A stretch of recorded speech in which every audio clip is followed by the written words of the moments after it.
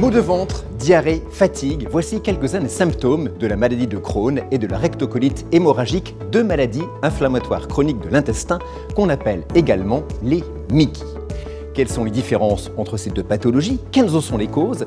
Dans ce reportage, nous allons naviguer au cœur de notre système digestif pour comprendre les conséquences de ces deux maladies sur notre corps.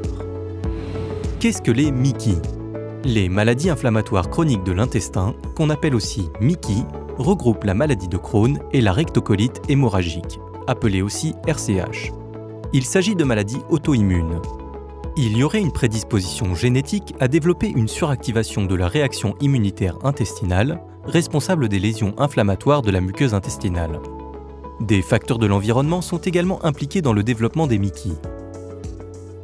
Ces deux maladies évoluent par crise, entrecoupées de périodes de rémission, mais elles ne peuvent pas être guéries. Regardons de plus près ce qui se passe dans notre corps. Lors de crise, des médiateurs inflammatoires sont libérés, comme les TNF-alpha, qui vont attaquer et abîmer les tissus sains de la muqueuse intestinale notamment.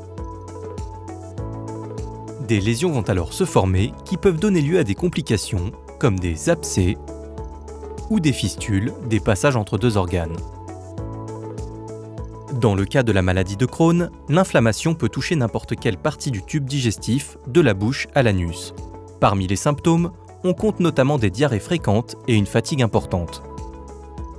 Dans le cas de la rectocolite hémorragique, les lésions sont situées exclusivement entre le côlon droit et le rectum jusqu'à l'anus.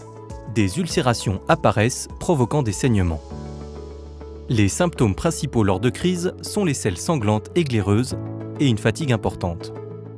Les MICI peuvent être invalidantes au quotidien, mais des traitements existent et vous allez voir qu'on peut vivre comme tout le monde malgré ces maladies.